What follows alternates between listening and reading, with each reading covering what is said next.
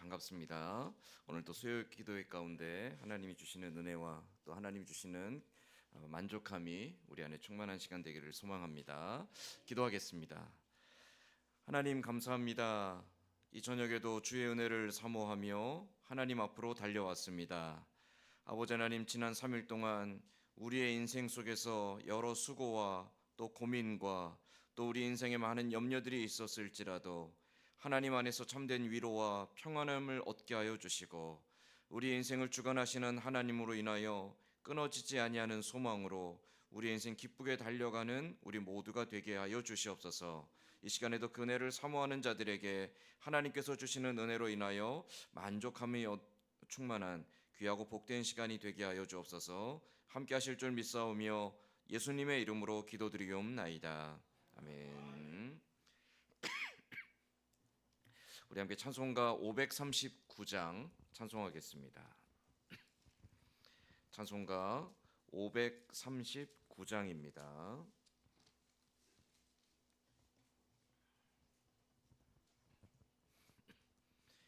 너 예수께 조용히 나가 내 모든 짐 내려놓고 주의 입자가 사랑을 믿어 죄사함을 너 받으라. 주 예수께 조용히 나가 내 마음을 쏟아놓으라. 늘은 미리 보시는 주님, 그 은혜를 베푸시리. 주 예수의 은혜를 입어 내 슬픔이 없어지리. 내 이웃을 늘 사랑하여 너 받은 것 거저주라. 주 예수께 조용히 나가 내 마음을 쏟아놓으라. 늘은 미리 보시는 주님, 그 은혜를 베푸시리. 주 예수를 친구로 삼아 늘 내 옆에 모시어라. 그 영원한 생명샘 물에 내 마른 목 죽이어라. 주 예수께 조용히 나가 내 마음을 쏟아놓으라. 늘은 미리 보시는 주님,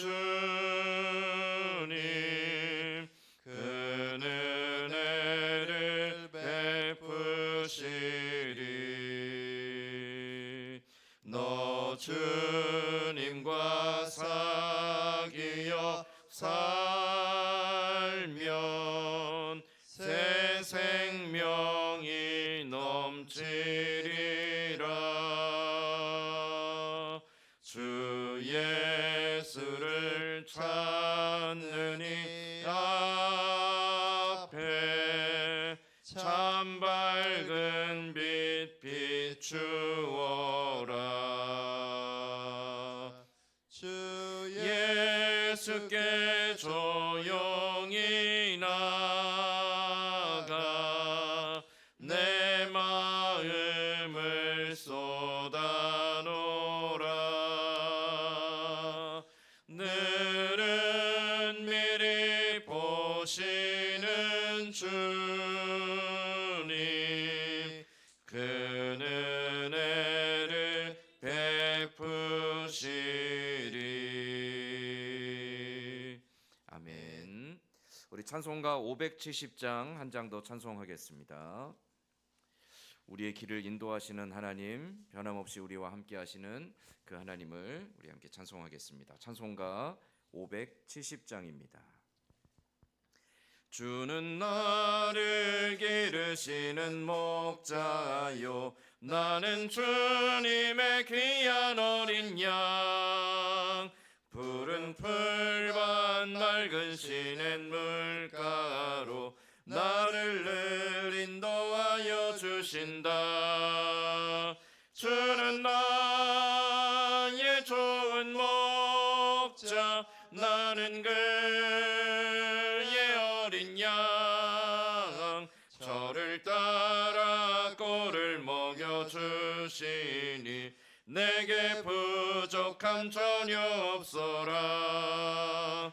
예쁜 새들 노래하는 아침과 노을 비끼는 고운 황혼에 사랑하는 나의 목자 음성이 나를 언제나 불러주신다.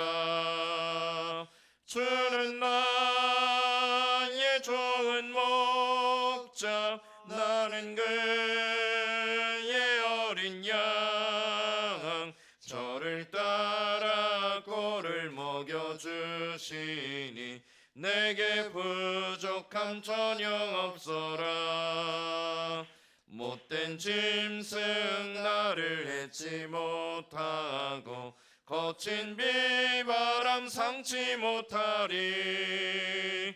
나의 주님 강한 손을 펼치사 나를 주야로 지켜주신다. 주는 나의 좋은 목자, 나는 그의 어린 양. 저를 따라 꼴을 먹여주시니 내게 부족함 전혀 없어라.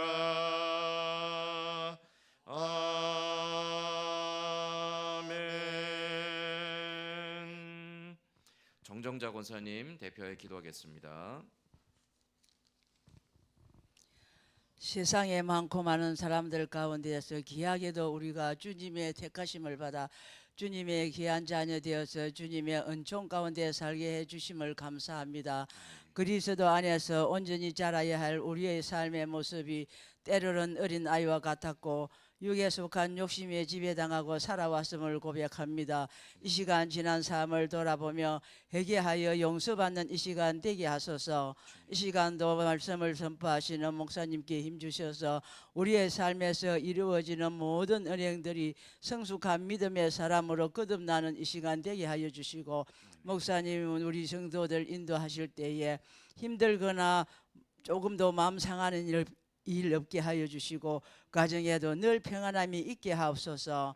선진교회 십자가를 바라보고 성전에 들어서는 발걸음마다 한 번 들어서면은 떠나지 않고 오래도록 영원토록 머물 수 있는 포근하고 편안한 친정집 같은 선진교회가 되어서 우리의 삶에서 맺어지는 성령의 열매를 통하여 그 향기를 통하여 주님께 큰 영광이 되고 주님이 원하시고 기뻐하시는 든든한 선진교회 공동체가 되게 하옵소서.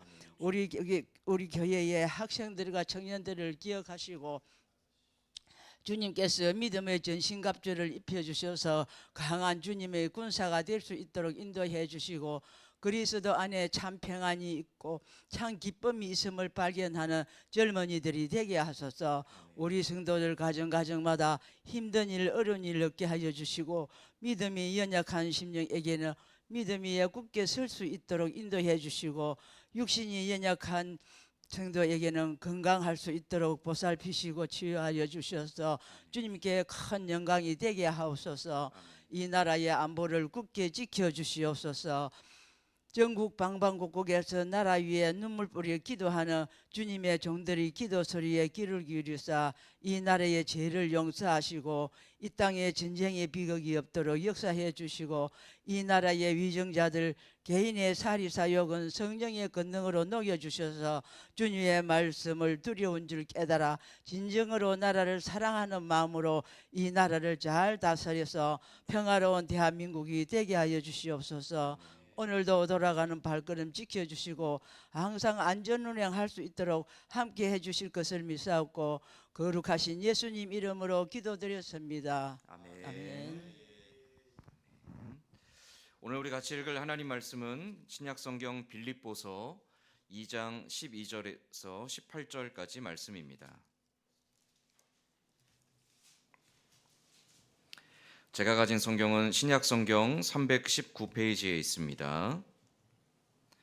빌립보서 2장 12절에서 18절까지 말씀입니다.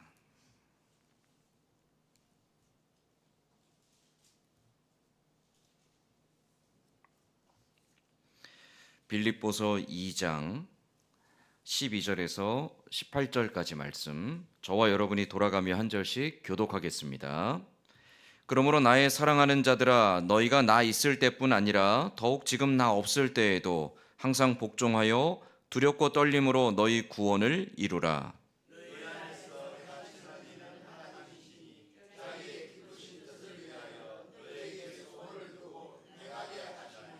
모든 일을 원망과 시비가 없이 하라.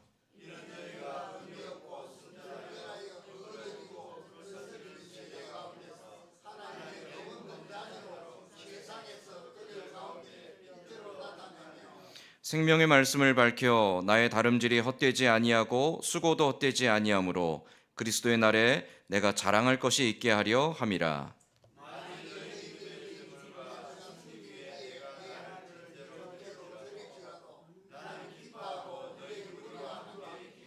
같이 읽겠습니다. 이와 같이 너희도 기뻐하고 나와 함께 기뻐하라. 아멘.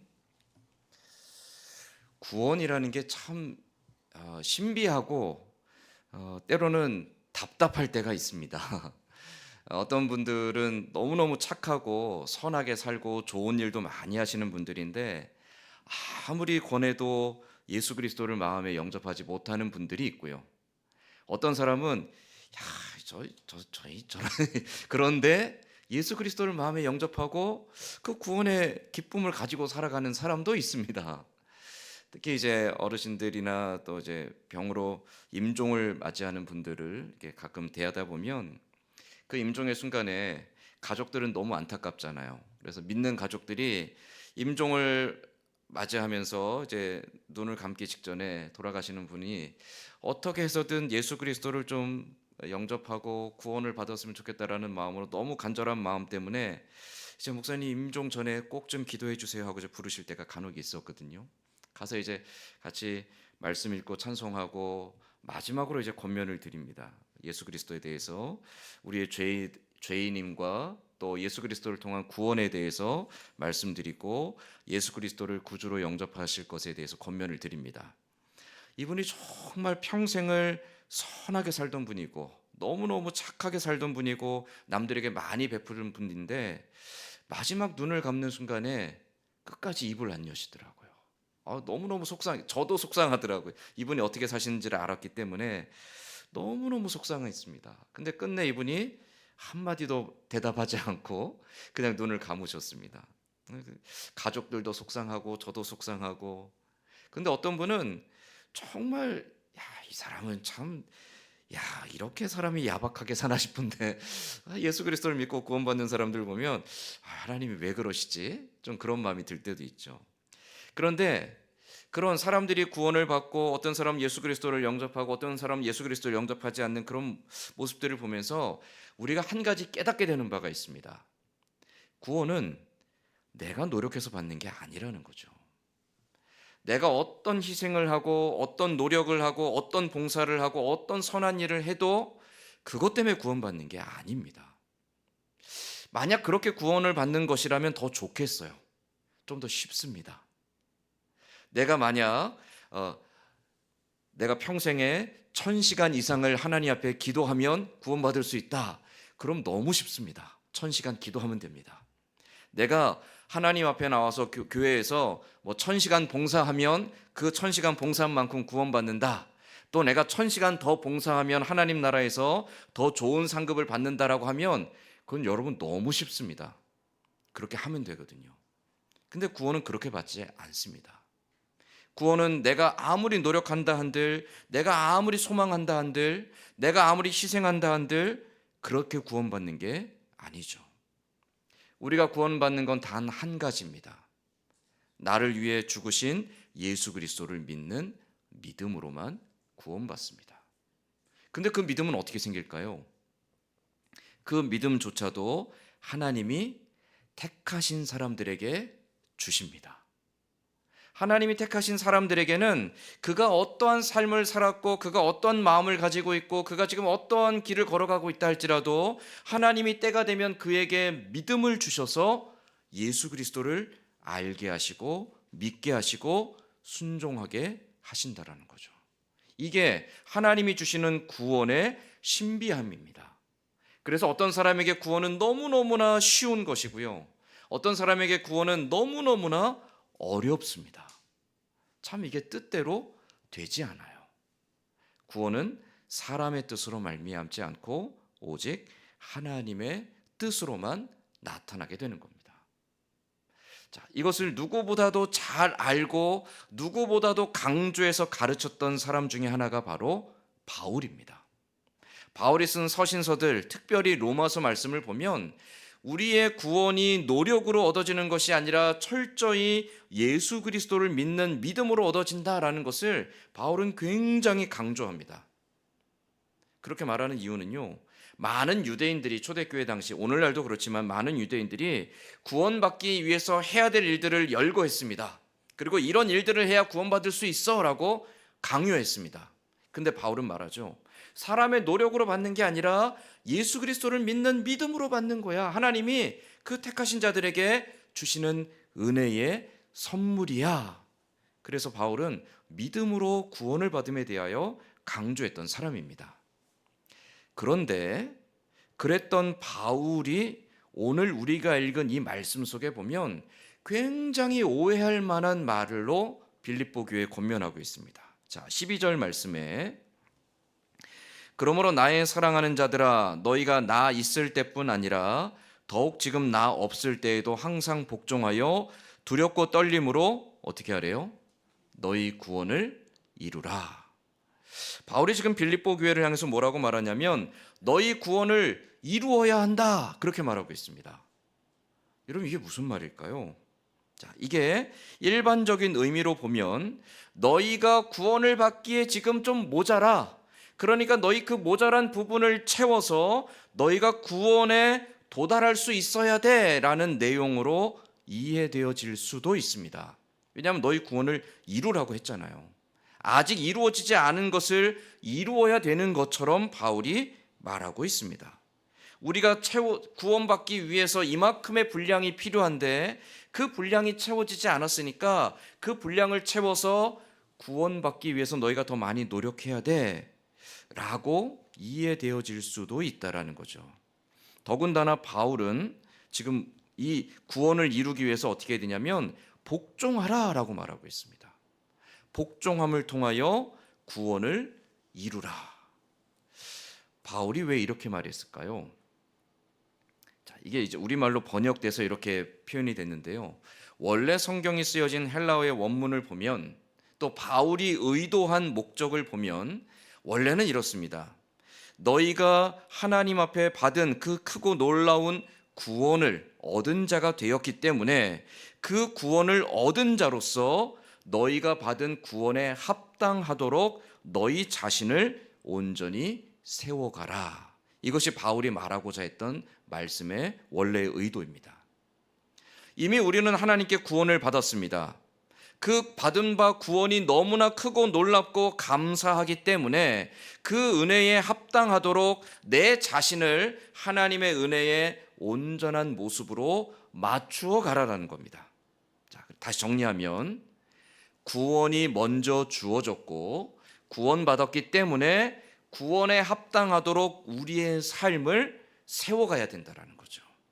구원받기 위해서 내가 노력하고 구원받기 위해서 헌신하고 구원받기 위해서 하나님 앞에 매달려 간구하는 것이 아니라 이미 하나님께서 구원을 주셨기 때문에 그 은혜를 입은 자로서 내가 어떻게 살아야 될지를 분별하고 내가 구원받은 자로서 어떻게 하나님 앞에 순종해야 될지를 깨달아서 하나님의 뜻에 복종함을 통하여 하나님이 주신 그 크고 놀라운 은혜에 합당하도록 내 자신을 바르게 세워가야 된다라는 권면이라는 거죠.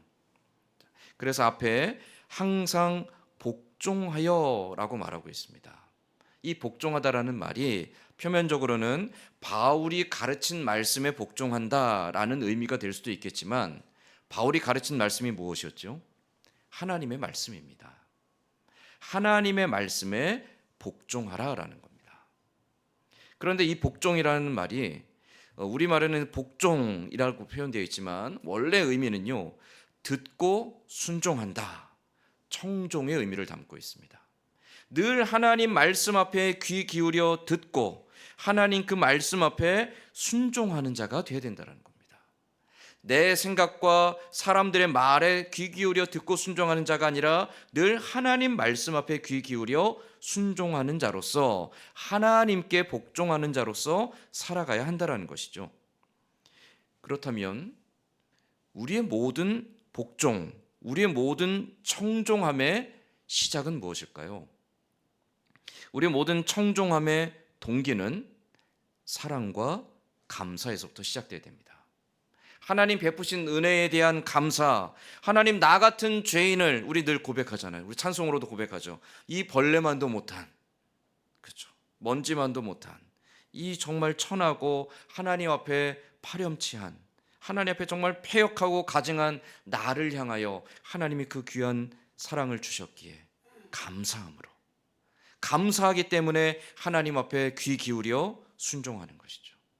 하나님이 너무나 주신 사랑에 감사하여 나도 온 마음 다해 하나님을 사랑하기 때문에 내가 사랑하는 하나님을 위해 내가 어떻게 살아가야 될지, 내가 사랑하는 하나님을 위해 내가 무엇을 해야 될지, 내가 사랑하는 하나님을 위해 내가 어떻게 말하고 어떻게 생각하고 어떻게 행동해야 될지, 내가 어떻게 하는 것을 하나님이 기뻐하실지를 내 마음속에 늘 갈구하며 나의 사랑하는 하나님을 위해 살고자 하는 것이 마음의 동기가 되어서 하나님 뜻에 귀 기울여 순종하며 살아간다라는 거죠. 구원받았는데 그 구원의 은혜를 주신 하나님을 사랑하고 그 구원의 은혜를 주신 하나님께 감사하여 늘 그 하나님 앞에 귀 기울여 순종하여서 하나님이 기뻐하시는 사람이 되어가는 것, 그것이 바로 오늘 바울이 말하고 있는 너희 구원을 이루라라는 말의 의미라는 거죠. 그런데 여기에 더하여서 바울은 한 가지를 더 강조하고 있습니다. 우리가 하나님의 그 은혜에 합당하여서 구원을 이루는 자가 되어야 되는데 그 구원을 이루는 모습이 어때야 됩니까? 두렵고 떨림으로 라고 표현하고 있죠. 두렵고 떨림으로. 두렵고 떨리다라는 말이요, 어떤 의미를 갖고 있냐면 무거운 책임감을 말합니다. 이게 결코 가볍지 않다라는 거죠. 우리는 종종 값 없이 받은 은혜라고 고백합니다. 값 없이 받았다. 값 없이 받았다라는 것이 싸구려다라는 말이 아닙니다. 값 없이 받았다라는 건 나는 아무 노력할 수 있는 능력이나 가치가 없지만 하나님께서 내가 노력함과 상관없이 하나님께서 나에게 은혜를 주셨다라는 고백이죠. 근데 사람들은 종종 이 말씀을 오해합니다. 값 없이 받았다? 그거 내가 아무것도 하지 않아도 받을 수 있는 거 아니야? 그 말을 마치 싸구려로 이해하는 경우들이 종종 있다라는 거죠. 특히 믿지 않는 분들은 이 구원의 은혜를 많이 오해하시더라고요. 특히 예정에 대해서 우리 장로교 신학의 중요한 부분 중에 하나라고 여겨지는데요. 예정이라고 말할 때 야, 어차피 하나님이 구원하실 사람은 택하였고 구원받지 않을 사람은 하나님 버려두셨다라면 내가 뭘 하든 상관없이 하나님 구원하실 거 아니야? 그럼 내가 평생 살다가 내가 하고 싶은 거 다 하고 살다가 죽기 전에라도 믿음을 주셔서 구원받으면 그럼 된 거 아니야? 하고 싶은 거 살다가 또 구원받아서 천국 가고, 야, 그거 멋진데? 그렇게 오해하시는 분들도 있습니다. 근데 그 말이 그런 의미는 아닙니다. 그 말의 의미는요, 싸구려를 의미합니다. 여러분, 우리가 비싼 돈을 주고 산 물건은요, 아주 소중하게 여기잖아요. 여러분, 만약 이 잔 하나를 여러분이 몇 천만 원을 주고 샀습니다. 어떻게 하시겠습니까? 애지중지 아끼시겠죠. 근데 이 잔이 한 100원짜리예요. 그러면 깨져도 별로 속상하지 않아요. 싸구려 은혜라는 게 그렇습니다. 내가 받아도 그만, 안 받아도 그만, 내가 노력하지 않아서 받은 거니까 이거 뭐 해도 그만, 안 해도 그만이라고 여기는 것은 싸구려 은혜라는 거죠. 근데 하나님의 은혜는 그렇지 않다라는 겁니다. 우리는 아무 공로 없이 받았지만 하나님은 어떻게 하셨죠? 자기의 독생자를 희생시키셨어요. 우리가 감히 할 수 없는, 우리가 감히 감당할 만한 능력이 없는 그 크고 위대한 하나님의 사랑이 나타났기에 우리가 감히 하나님의 은혜를 입은 자가 되었다라는 것이죠. 그래서 우리는 그 은혜에 합당하게 살기 위해서 어떻게 해야 됩니까? 한순간도 방심할 수 없고 늘 깨어서 두렵고 떨리는 마음으로 정말 하나님이 기뻐하시는 것이 무엇인지를 향해 간절하고도 애절하게 또 애타게 갈구하며 순종하는 자로 살아가야 된다는 거예요. 종종 교회 안 다니는 분들을 보면서 야, 이분들의 믿음이 참 대단하고 그분들을 볼 때 내 자신이 부끄러워질 때가 있습니다. 여러분, 교회 다니는 사람들보다 교회 안 다니는 분들의 열심이 더 특심한 경우들을 많이 볼 수 있죠. 교회 안 다니는 분들은요, 자기가 얻을 복을 위해서 정말 철저하게 생활합니다. 제가 예전에 이제 힌두교를 믿는 사람들이 있는 외국에 간 적이 있었는데요. 마을마다 힌두교 사원이 있습니다. 힌두교 사원이 있는데 이 사람들은 매일 아침마다 그 힌두교는 신이 하나가 아니라 신이 만물이 다 신입니다. 5만 가지 신들이 있는데 그 신들 중에 자기가 섬기고자 하는 신들을 그 힌두교 사원에 모시고 아침마다 그 신에게 가서 공양을 합니다. 그리고 그 사원 앞을 지나갈 때는요, 눈앞에 사원이 보이면 사원 근처에 가면 신발을 벗습니다. 그리고 그 사원을 향해서 절을 하고 그 다음에 신발을 신고 자기 가던 길을 걸어갑니다. 자기가 섬기는 신을 향해서 철저하게 봉사하고 철저하게 헌신하고 자기의 모든 걸 아끼지 않고 다 내어놓습니다. 왜 그렇죠? 그렇게 해야 신이 감동을 해서 나에게 복을 준다고 믿기 때문이에요. 내가 한 만큼 복을 받는다라고 여기니까 더 정성을 다해서 섬기고 더 정성을 다해서 봉사하고 더 정성을 다해서 희생을 합니다. 이단에 빠진 사람들도 보면 동일해요. 여러분, 이단에 빠진 사람들 보면 열심이 특심이 있어요. 그분들의 열심은요, 그 이단에서 가르친 잘못된 교리들 때문에 그렇습니다. 그 이단의 교주들 혹은 그 이단에서 강조하고 있는 내용들, 이것을 해야 복을 받고 이것을 해야 구원받는다라는 규칙들이 있기 때문에 그것을 감당하려고 계속 노력해요. 우리가 생각하는 것 이상의 특별한 열심을 가지고 희생하고 헌신합니다. 그들에게는 그것이 너무너무나 가치 있고 소중하게 여겨지기 때문이라는 거죠.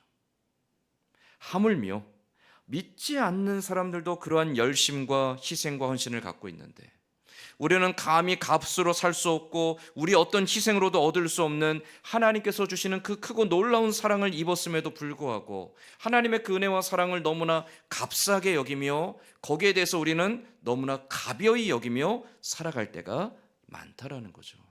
내가 아무리 죄를 지어도 하나님 용서해 주실 건데, 내가 아무리 부끄러운 짓을 해도 하나님이 용서해 주시겠지라는 마음으로 그냥 좋은 게 좋은 것으로 넘어가 버리는 경우들이 우리에게 종종 있다라는 거죠. 두렵고 떨림으로라는 말씀이 바로 거기에 대한 말씀입니다. 내가 받은 은혜가 얼마나 크고 놀라운 것인지를 기억하라는 것이죠. 하나님께서 주신 그 은혜가 너무나 크고 놀랍기 때문에 정말 내가 내 살이 떨리고 내 애간장이 녹고 내 심장과 내 폐부가 썩어지는 것처럼 하나님 앞에 간절한 마음으로 또 두려운 마음으로 내 말과 행실과 내 삶의 모든 것을 다스리고 쳐서 복종시켜서 하나님이 기뻐하시는 모습으로 나를 깎고 다듬어 가야 된다라고 바울은 가르쳐주고 있습니다. 그것이 바로 구원의 은혜를 입은 자의 삶의 모습이 되어야 된다라고 말하고 있는 거죠. 자, 그러면 우리가 받은 그 은혜와 사랑에 감사하여 두렵고 떨림으로 구원을 이루어가는 사람, 그들의 삶의 모습들은 무엇으로 어떻게 나타나야 되는가?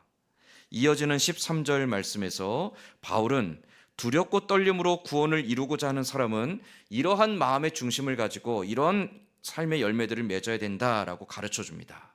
자, 13절 말씀 우리 같이 한번 읽어보겠습니다. 13절 같이 읽겠습니다. 너희 안에서 행하시는 이는 하나님이시니 자기의 기쁘신 뜻을 위하여 너희에게 소원을 두고 행하게 하시나니. 아멘. 자, 우리 안에서 행하시는 분은 누구시래요? 하나님이시래요. 사람들은 말하죠. 야, 인생은 너의 것이야. 네가 하고 싶은 것을 하고 네가 이루고자 하는 것을 이루고 네가 가지고 있는 소망을 위해서 네 평생을 수고하고 노력해야 돼. 네가 노력한 만큼 얻을 수 있고 네가 고생한 만큼 얻을 수 있고 네가 남들보다 몇 갑절 더 희생하고 헌신해야 네가 마침내 성공할 수 있어라고 가르칩니다. 그런데 바울은 뭐라고 말합니까? 우리 안에서 행하시는 이는 내가 아니라 하나님이시다. 내 안에서 행하시는 이가 하나님이시라면 우리는 내가 가진 소원을 위해서 살아야 됩니까? 아니면 하나님의 소원을 위해서 살아야 됩니까? 하나님의 소원을 위해서 살아가야 되는 것이죠. 바로 그 말씀이에요. 우리 안에서 행하시는 이는 하나님이시니, 하나님이 어떻게 행하십니까? 하나님의 이루고자 하시는 기뻐하시는 뜻을 위하여 우리에게 소원을 주신대요. 내가 무언가를 꿈꾸고 소망하고 내가 무언가를 바라보고 내가 무언가를 향해서 나아가는 그 삶의 모든 방향들을 하나님께서 지도해 주신다라는 것이죠. 나에게 어떤 꿈과 이상을 품게 하시고 나에게 어떤 비전을 품게 하시고 나에게 어떤 소망을 품게 하시는 이가 하나님이시니까 우리는 하나님께서 주신 그 꿈과 비전을 향해서 열심으로 두렵고 떨림으로 살아가야 된다라고 말씀하고 있습니다. 그런데 이 말씀도 우리가 잘 분별해야 됩니다. 이 말씀을 내가 가지고 있는 생각과 내가 가지고 있는 비전과 내가 가지고 있는 소망들이 다 하나님의 뜻이야 라고 외치기 시작하면 우리는 하나님 없이 살아가는 사람과 다를 바가 없습니다. 하나님의 사람들은 내 안에서 행하시는 이가 하나님이시니 내가 지금 하고자 하는 바들과 내가 지금 꿈꾸고 있는 것들과 내가 지금 비전으로 품고 있는 것들이 정말 하나님의 뜻인지 아닌지를 분별하는 사람이 되어야 되는 거죠. 그게 분별함이 없으면 어떻습니까? 자기의 생각과 자기의 경험과 자기의 지식과 자기의 고집을 하나님의 것이라고 우기며 그것을 위해서 사람들과 다투고 분쟁하고 고집하고 자기의 뜻을 관철시키기 위해서 수단과 방법을 가리지 않는 사람이 될 수 있다라는 거예요. 이것은 굉장히 무서운 일입니다. 여러분, 인류 역사상 기독교가 항상 선한 일을 했던 것만은 아닙니다. 인류 역사상 부끄럽고 끔찍한 일을 자행했던 경우도 많이 있습니다. 특히 기독교가 하나님의 이름을 앞세워서 행했던 파렴치하고 끔찍한 일들이 역사에 많이 남아 있습니다. 근데 그들이 동일하게 외쳤던 게 있죠. 이게 하나님의 뜻이야. 하나님의 뜻을 이루기 위해서라면 여기에 반대하는 사람들은 다 제거해야 돼. 그렇게 해서 많은 폭력이 가해지고, 그래서 많은 학대가 가해지고, 그래서 많은 학살이 이루어지고, 그래서 많은 폭정들이 이루어지곤 합니다. 오늘날에도 마찬가지죠. 교회도 마찬가지고 믿음의 사람들도 마찬가지입니다. 교회가 하고자 하는 일이 다 하나님의 뜻은 아닙니다. 목사가 하고자 하는 일이 다 하나님의 뜻도 아닙니다. 우리가 하고자 하는 바가 다 하나님의 뜻도 아닙니다. 우리가 만약 깨어서 하나님의 뜻을 분별하지 않는다라면 우리는 폭력적인 사람이 될 수 있고요. 우리는 학대하는 사람이 될 수 있고요. 우리는 악을 행하는 사람이 될 수 있습니다. 하나님의 이름을 앞세워서 하는 것만큼 무모하고 잔인하고 잔혹한 일은 없습니다. 그래서 우리는 분별하는 지혜로운 사람이 되어야 됩니다. 이게 정말 하나님의 뜻인지 아니면 나의 욕망인지, 이것이 정말 하나님의 기뻐하는 뜻인지 아니면 나의 야망인지, 이것이 정말 하나님께서 원하시는 것인지 아니면 나를 드러내기 위한 것인지를 우리는 정말 치열하게 분별하는 과정들을 거쳐야만 한다는 거죠. 우리 왜 기도하죠? 하나님 내 소원을 이루어 주십시오라고 기도하는 게 아닙니다. 여러분, 우리의 기도의 정점은 어디로 가야 되냐면 하나님의 뜻을 알게 하시고 그 뜻이 이루어지도록 나를 비워내고 하나님 앞에 복종하게 하여 주옵소서. 우리의 기도의 최고점은 바로 거기를 향해서 나가야 되는 거예요. 우리 권사님 기도하셨지만 우리가 어린아이 때는요, 기도할 때 우리의 아픔과 연약함과 우리의 간구와 우리의 필요와 우리의 소원을 위해서 하나님을 찾아갈 수밖에 없습니다. 당연한 거죠. 하나님 도와주십시오. 하나님 위로해 주십시오. 하나님 길을 열어주십시오. 하나님 나에게 응답해 주십시오. 그런데 신앙이 성숙하고 성숙한 믿음의 사람이 되면 될수록 우리의 기도는 어떻게 바뀌어가야 됩니까? 하나님, 나는 이런 것들을 하고 싶고 나는 이런 계획들이 있고 나는 이런 소망들이 있는데 하나님의 뜻은 무엇입니까? 하나님의 뜻을 위하여 내가 가진 생각과 계획들을 내려놓사오니 하나님의 뜻을 알게 하시고 하나님의 뜻이라면 내 뜻과 맞지 않을지라도 순종하게 하시고 하나님의 뜻이라면 나를 포기하고 하나님을 따라가게 하여 주옵소서. 믿음의 사람들의 기도는 점점점 그렇게 변해가야 된다는 거죠. 그게 바로 오늘 13절의 말씀이에요. 너희 안에 행하시는 이는 하나님이시니 자기의 기쁘신 뜻을 위하여 너희에게 소원을 두고 행하게 하시나니, 너희에게 갖고 있는 그 소원이 정말 하나님이 주신 것인지, 그것이 정말 하나님이 기뻐하시는 것인지, 그것이 정말 하나님 앞에 옳은 것인지 선한 것인지를 분별하기 위하여 치열하게 하나님 앞에 무릎 꿇는 자가 되어야 된다라고 바울은 말하고 있습니다. 그게 바로 두렵고 떨림으로 구원을 이루어가는 성도의 모습입니다. 여기 하나 더하여서 바울은 교회를 향해서 이 권면을 주고 있습니다. 자, 빌립보서 2장, 빌립보 전체가 다 그렇기도 하지만 특별히 빌립보서 2장 시작할 때부터 바울은 교회 안에 연합과 동역에 대해서 말씀하고 있었죠. 교회 안에 있는 분쟁, 갈등, 특별히 유력한 두 사람에 의해서 일어나고 있는 교회 안에 그 미묘한 갈등들에 대해서 바울은 다툼이나 허용으로 하지 말고 그리스도 안에서 마음을 같이 하고 그리스도의 마음을 품고 하나가 되어서 주의 몸된 교회를 세워가야 된다라고 앞에 2장 1절부터 11절까지 권면했었습니다. 그 말씀이 오늘 12절부터 18절까지 말씀으로 이어집니다. 두렵고 떨림으로 구원을 이루기를 원한다라면, 우리가 정말 하나님의 뜻을 찾고 구하며 그 뜻 앞에 복종하기를 원한다라면 14절에 뭐라고 말하고 있죠? 14절 말씀도 같이 읽어보겠습니다. 모든 일을 원망과 시비가 없이 하라. 아멘. 두렵고 떨림으로 구원을 이루어가기를 원한다라면, 정말로 하나님의 기뻐하시는 뜻을 분별하여 그 뜻 앞에 순종하기를 원한다라면 원망과 시비가 없이 하라. 특별히 교회 안에서 우리가 무언가 하나님을 위해 일한다 말하고, 우리가 정말 하나님의 영광을 구한다 말하고, 우리가 하나님의 기뻐하심을 위해 일한다라고 말한다라면 원망과 시비가 없이 해야 된다. 바울은 그렇게 또 이어서 권면합니다. 원망이라는 말은요, 불평을 말합니다. 불평. 이런 불평이 왜 나오죠? 불평은요, 결국 내가 남들보다 더 잘 알고 있고, 내가 남들보다도 더 뛰어나고, 내가 남들보다도 더 높다라고 여기는 마음에서부터 시작이 됩니다. 그런데 그 사람이 내가 남들보다 더 잘하고 많이 알고 있고 내가 남들보다 높다라고 여겼는데 내가 아닌 다른 사람이 칭찬을 받고 내가 아닌 다른 사람이 인정을 받고 내가 아닌 다른 사람들의 목소리가 점점 커지면 그게 싫은 거예요. 시기하는 마음이 생기고요. 시기하는 마음이 생기니까 그들을 향해서 판단하게 되고 정죄하게 됩니다. 그게 바로 바울이 말하는 원망입니다. 그 원망의 마음이 없게 해야 된다는 거죠. 다음에는 시비가 없이 하라고 말하죠. 시비는 무엇입니까? 여러분, 옳고 그름을 판단해서 잘못된 것들을 제하고 옳은 것을 향해 나아가기 위해서 끊임없이 머리를 맞대고 이야기를 나누고 토론하고 여기에 대해서 옳은 것을 찾아가는 과정들은요, 선하고 건강한 것입니다. 근데 여기서 말하는 시비는 다툼을 말해요. 그냥 무조건적인 다툼을 말합니다. 옳고 그름을 위한 다툼이 아니라 다툼을 위한 다툼을 말합니다. 이 다툼은 어디서부터 시작되냐면 나의 주장을 관철시키기 위한 고집에서부터 나오는 겁니다.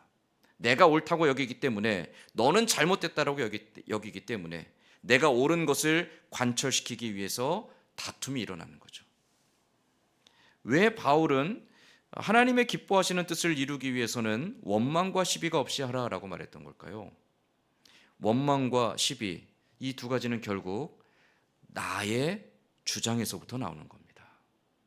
자기 의에서부터 나오는 겁니다. 자기 고집과 자기 자랑에서부터 나오는 것이죠. 근데 앞에 뭐라고 말했죠? 그 기쁘신 뜻을 위하여 너에게 소원을 두고 행하시나니 두렵고 떨림으로 그 구원을 이루기 위해 항상 청종하여 복종하는 자가 되어야 된다. 누구에게요? 하나님께요. 내가 아니라, 내가 옳다고 여기는 것이 아니라, 내가 해야 된다라고 여기는 것이 아니라, 내가 반드시 이루어야 된다라고 여기는 것이 아니라 하나님의 기뻐하심을 위해 나를 버리는 자가 되어야 된다는 거죠. 그게 바로 원망과 시비가 없이 하는 겁니다. 나는 없어지고 주님만 서는 것. 나는 낮아지고 주님이 높아지는 것. 이것을 이루기 위해서 원망과 시비가 없이 하라. 이러한 삶을 바울은 두렵고 떨림으로 구원을 이루는 삶이다라고 말씀하고 있는 겁니다. 자, 오늘 말씀이 좀 길었죠. 빌립보서 말씀들 가운데 두렵고 떨림으로 너희 구원을 이루라는 바울의 말씀을 우리가 함께 살펴보았습니다.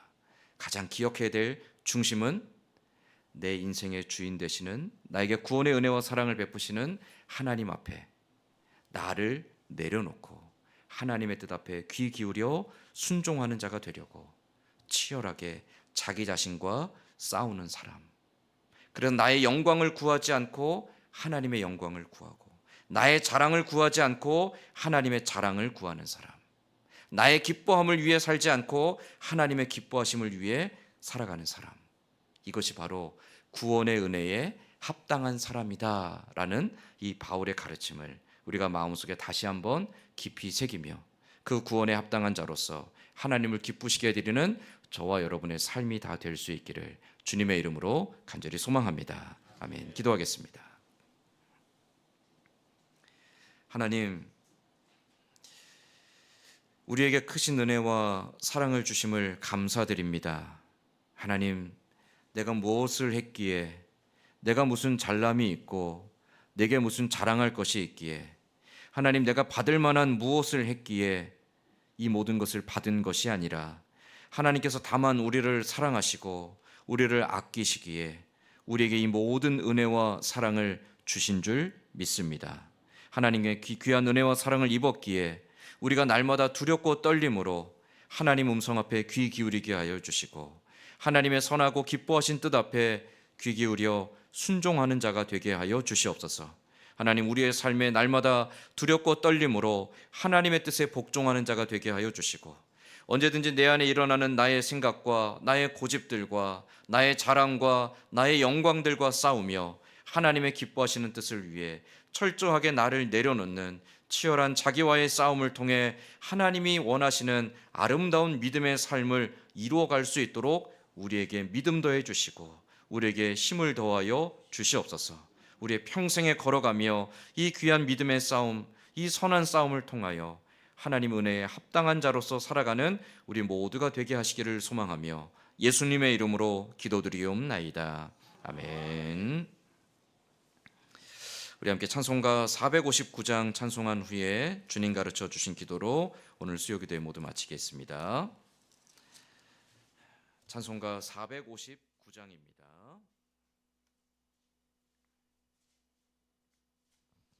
누가 주를 따라 섬기려는가?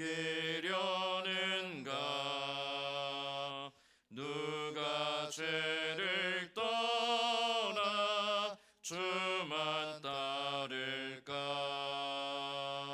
누가 주를 섬겨 남을 구할까? 누가 주의 뒤를 따라가려나?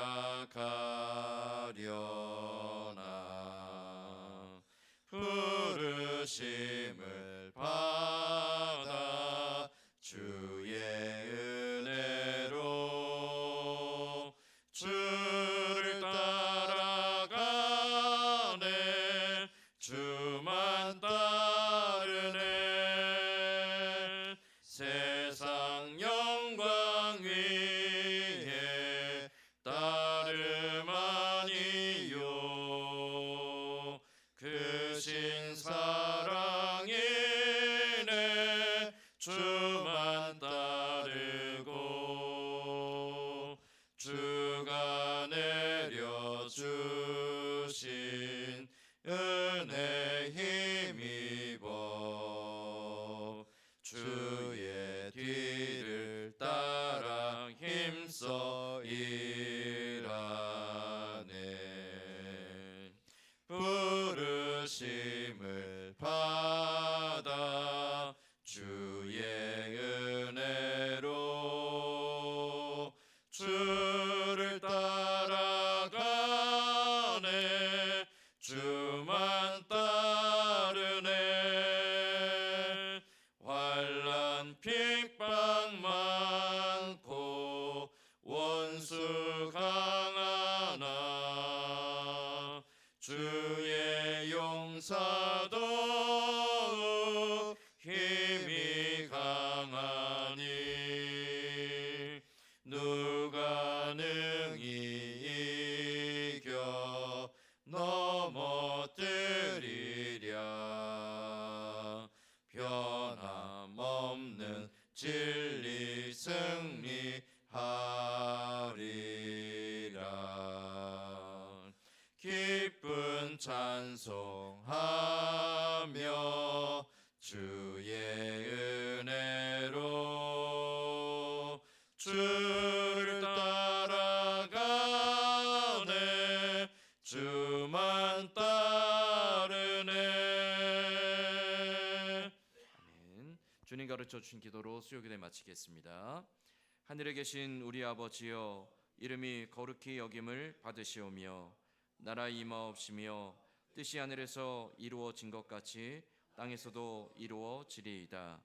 오늘날 우리에게 일용할 양식을 주옵시고 우리가 우리에게 죄 지은 자를 사하여 준 것 같이 우리 죄를 사하여 주옵시고 우리를 시험에 들게 하지 마옵시고 다만 악에서 구하옵소서.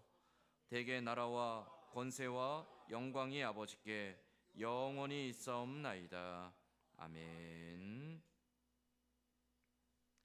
아멘. 교회 소식 전하겠습니다. 돌아오는 주일에 26년도 달력 배부 있겠습니다. 성탄 점등 준비를 토요일에 하기로 했었는데 옮겨서 주일날 오후 예배 마친 후에 성탄 점등 준비하도록 하겠습니다. 우리 남전도에 이번 돌아오는 주일 오후 예배 때 협력하고 있는 탐리교회 오후 예배 참석하게 됩니다.